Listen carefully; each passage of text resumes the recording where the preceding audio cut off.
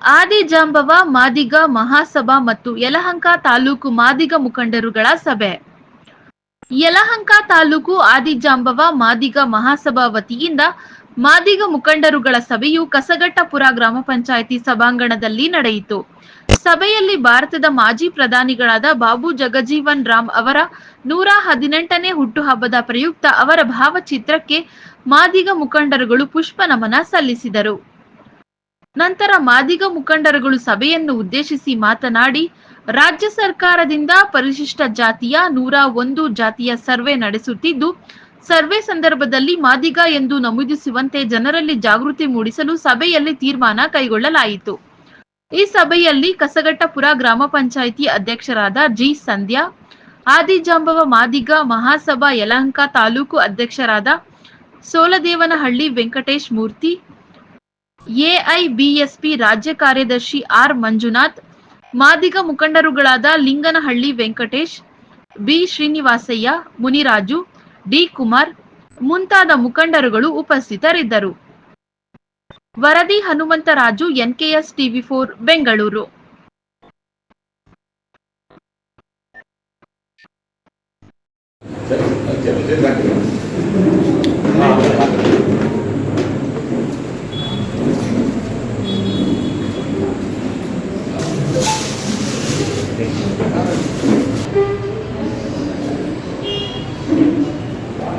ಎಲ್ಲ ಮುಖಂಡರು ಬರ್ರಿ.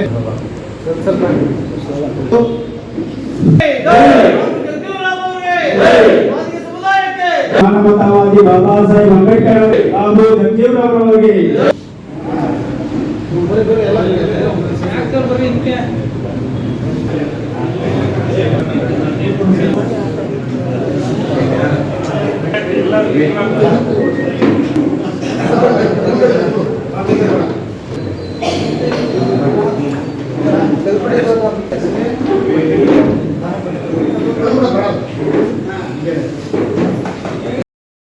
ಜಾಗೃತಿ ಯಾತ್ರೆ ಆಗಬೇಕು.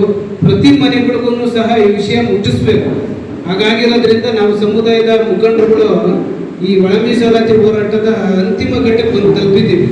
ಇನ್ನು ಕೆಲವೇ 1 ತಿಂಗಳು 2 ತಿಂಗಳಲ್ಲಿ ನಾವು ಸುಮ್ಮನೆ ಇದ್ದರೆ ನಾಳೆ ನಮ್ಮ ಸಮುದಾಯದ ಮಕ್ಕಳುಗಳಿಗೆ ಉದ್ಯೋಗ ಇರ್ಬೋದು, ಶಿಕ್ಷಣ ಇರ್ಬೋದು, ಇನ್ನು ಕೆಲಸ ಮುಖಂಡರು ಪ್ರತಿಯೊಬ್ಬರು ಕೂಡ ಇದು ನಮ್ಮ ಮನೆ ಕೆಲಸ ಅಂತ ಭಾವಿಸಿ ನಾವು ನಿನ್ನೆ ಒಂದು ಕರೆ ಕೊಟ್ವಿ.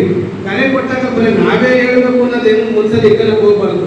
ಯಾಕೆಂದ್ರೆ ಎಲ್ಲರಿಗೂ ಇದು ಸಂಬಂಧಪಟ್ಟಿರೋದ್ರಿಂದ ನಾವೊಬ್ರು ಜಯರಾಮಣ್ಣ ಕೇಳಿದ್ರೆ ಜಯರಾಮಣ್ಣ ಒಂದು 10 ಜನ ಕೇಳಬೇಕು, ಇನ್ನೊಬ್ರು ಒಂದು 10 ಜನ ಕೇಳಿದ್ರೆ ಅದು ಸಮುದಾಯ ಒಗ್ಗೂಡುತ್ತದೆ. ಯಾರೋ ಹೇಳ್ತಾರೆ ಅಂದ್ರೆ ಅವ್ರಿಗೆ ಯಾರಿಗೂ ಸಂಬಳ ಕೊಡ್ತಿರಲ್ಲ, ಜವಾಬ್ದಾರಿನೂ ಕೊಟ್ಟಿರಲ್ಲ. ಏನೋ ಸಮುದಾಯದ ಅಭಿಮಾನಿಗಳಾಗಿ ನಾವು ಈ ಸಮುದಾಯ ಈ ದಿನ ವಿಶೇಷ ದಿನ.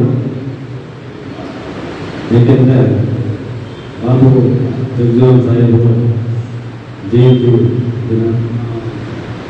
ಯಾಕೆಂದರೆ ಈ ಅಸ್ಪೃಶ್ಯತೆ ಅನ್ನೋದು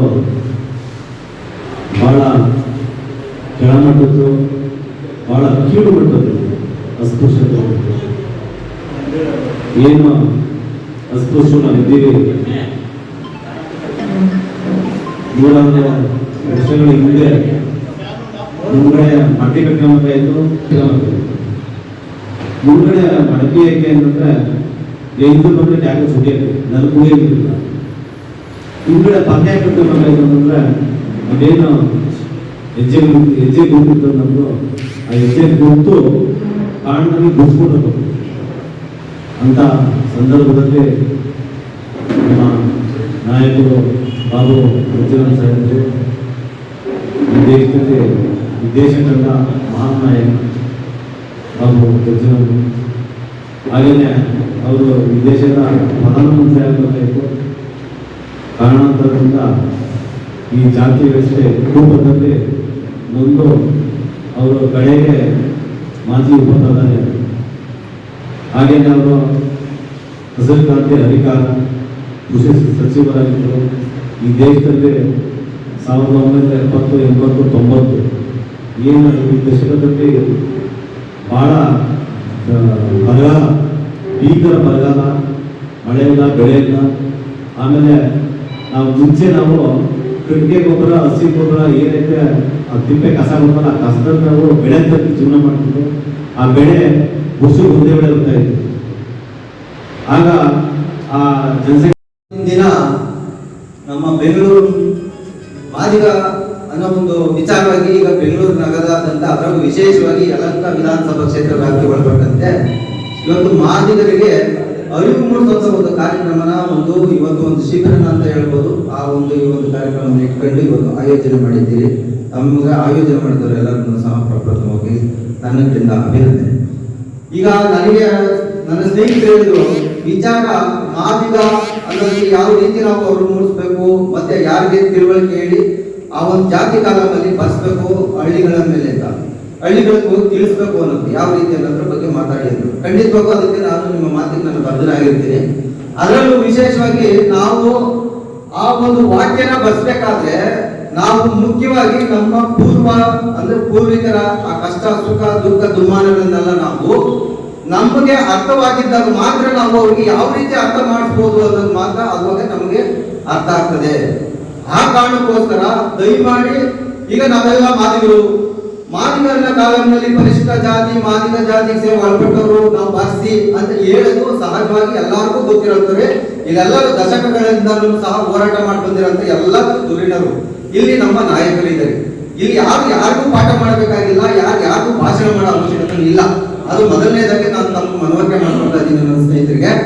ಈಗ ನಾವು ಯಾಕೆ ಈ ಒಂದು ಮಾದಿಗ ಕಾಲಂನಲ್ಲಿ ಮಾದಿಗನ ಜಾತಿನ ಸೇರಿಸಬೇಕು ಅಂದ್ರೆ ಏನು ಪ್ರಯೋಜನ, ಈ ಯುವ ಪೀಳಿಗೆಗೆ ಏನ್ ಇದ್ರ ಬಗ್ಗೆ ಅರ್ಥ ಮಾಡಿಸ್ಬೇಕು ಅನ್ನೋದಕ್ಕೆ ನಾನು ಒಂದೆರಡು ಲೈನಲ್ಲಿ ದಯಮಾಡಿ ನಮ್ಮ ಎಲ್ಲ ಹಿರಿಯರು ನಾನು ತುಂಬಾ ಚಿಕ್ಕವನಿದ್ದೀನಿ, ಹೋರಾಟದಲ್ಲೂ ಇರ್ಬೋದು, ನಿಮ್ಮಂತ ಹೋರಾಟದಲ್ಲಿಂದ ನಾನು ಚಿಕ್ಕವನಿದ್ದೀನಿ. ಹಾಗಾಗಿ ನಾನು ದಯಮಾಡಿ 2 ಮಾತು ಎಕ್ಸ್ಟ್ರಾ ಮಾತಾಡ್ರೆ ಮೊಟ್ಟೆಗೆ ಹಾಕೊಳ್ಳಿ ಅಂತ ನಾನು ಮೊದಲೇ ಕ್ಷಮೆ. ಯುವ ಪೀಳಿಗೆಗೆ ನಾವೇ ದ್ರೋಹ ಮಾಡಬೇಕಾಗ್ತದೆ, ಮತ್ತೆ ಅವರ ಜೀವನಕ್ಕೆ ನಾವೇ ಮುಳ್ಳಾಗ್ತೀವಿ ಅನ್ನೋದನ್ನ ತಾವೆಲ್ಲರೂ ಮಾತನಾಡ್ತೀವಿ. ಅದರಿಂದ ಏನಿವತ್ತು ಈ ಕ್ಷೇತ್ರದಲ್ಲಿ ಯಲಹಂಕ ತಾಲೂಕಲ್ಲಿ ನಮ್ಮದೇ ಸಮುದಾಯದ 5 ಜನ ಪಂಚಾಯಿತಿ ಅಧ್ಯಕ್ಷರುಗಳಿದ್ದಾರೆ. ಸೊಣ್ಣಕೊಪ್ಪ ಪಂಚಾಯಿತಿ, ಕಸಗಟ್ಟೂರು ಪಂಚಾಯಿತಿ, ಸೊಣ್ಣನಹಳ್ಳಿ ಪಂಚಾಯಿತಿ, ಅರಕೆರೆ ಪಂಚಾಯಿತಿ, ಶಿವಕೋಟೆ ಪಂಚಾಯಿತಿಯಲ್ಲಿ ನಮ್ಮದೇ ಸಮುದಾಯದ ಅಧ್ಯಕ್ಷರಾಗಿರೋದ್ರಿಂದ ಈ ಪಂಚಾಯತಿನಲ್ಲಿ ಒಂದು ವೆಹಿಕಲ್ ಮಾಡಿ ಅದಕ್ಕೆ ಮೈಕ್ ಕಟ್ಟಿ ಒಂದು ಕರಪತ್ರ ಮಾಡಿದ್ರೂ ಪರವಾಗಿಲ್ಲ, ಒಂದು ಸಮುದಾಯದ ಹೆಸರಾಕಿ ಮೇಯ್ನ ನಮ್ಮ ಸಮುದಾಯದ ಒಂದು ಹೆಸರಾಕಿ ಒಂದು ಕಾಂಪ್ಲೇಟ್ ಮಾಡಿ ಆಟೋ ಬಿಟ್ಟು ಪ್ರತಿ ಕಾಲೋನಿ ಅಂತ ನಮ್ಮ ಮತ್ತೆ ಜೋಗ ಇಟ್ಬಿಟ್ಟರು. ಯಾಕಂದ್ರೆ ಅಸ್ಪೃಶ್ಯತೆ ಒಳಗೊಂಡ ಜನ ನಾವು ಪ್ರತಿಯೊಂದರಲ್ಲಿ ಕಾಲೋನಿ ಊರೊಳಗಡೆ ಡಿಸ್ಟೆನ್ಸ್ ಇಟ್ಬಿಟ್ಟರು. ಅದೇನ್ ಮಾಡಲ್ಲ, ಯಾವ್ದೋ ಶಾಪ ಅಂತ ಅಂತೀವಿ ನಾವು. ಸೊ ಈಗ ನಾವು ಎಚ್ಚೆತ್ಕೊಂಡು ನಾವು ಈ ಪೀಳಿಗೆಯವರು ಇದಕ್ಕೆ ಅಂತಿಮ ಆಡಲೇಬೇಕಾಗಿದೆ. ನಮ್ಮ ಪಂಚಾಯತಿ ಅಧ್ಯಕ್ಷರುಗಳು ಅದ್ರ ಕಡೆ ಕಣ್ಣಿಟ್ಟು ಒಂದು 15 ದಿನ ಅದ್ರ ಕಡೆ ಗಮನ ಹರಿಸಿ ಏನು ಅಲ್ಲಿ ಬಿಟ್ಟಿದ್ರೆ 4-5 ಜನ ಕಳಿಸಿ ಕಾಲೋನಿನಲ್ಲಿ ಆ ಬೈಕ್ ಇಟ್ಕೊಂಡು ಒಂದು 10 ನಿಮಿಷ ಅಲ್ಲಿ ಆ ಬೀದಿನಲ್ಲಿ ಇರ್ತದೆ. ಆ ಬೀದಿನಲ್ಲೆಲ್ಲ ಆಟೋ ಓಡಾಡಿ ಪರ್ಟಿಕ್ಯುಲರ್ ಆಗಿ ಅಲ್ಲಿರೋ ಮುಖಂಡರುಗಳನ್ನ ವಿದ್ಯಾವಂತರುಗಳನ್ನ ನಮ್ಮ ಕಾಲೋನಿಗಳಲ್ಲಿ ಸುಮಾರು ಒಂದು 15